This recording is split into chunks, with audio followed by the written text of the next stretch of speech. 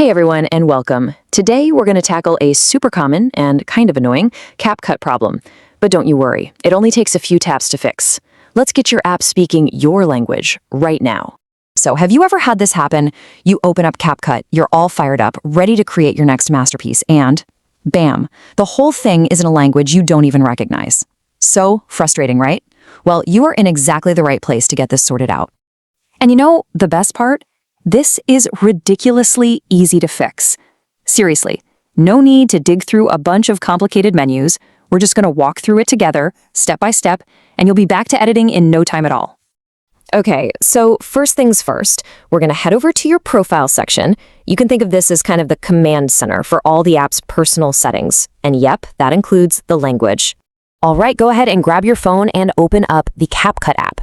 You'll want to make sure you land on that main home screen. You know, the one where you see all your different projects.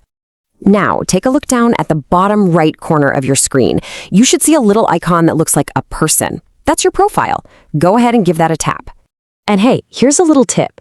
Depending on which version of the app you're using, that icon might actually be labeled me or me. So just keep an eye out for either the classic profile icon or that me or me text down there. Perfect.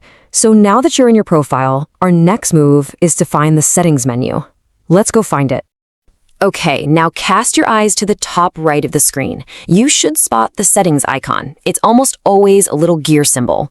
Tap that and it'll open up the settings menu for you. We are so close. Right inside this settings menu is where you'll find the option we're looking for. You'll see a list of different options here. Find the one that says App Language and give it a tap.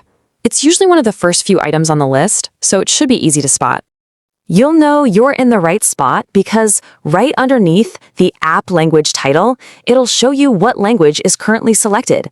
This is just a nice little confirmation that you're about to change the right thing. All right, here we are, the final and most satisfying step.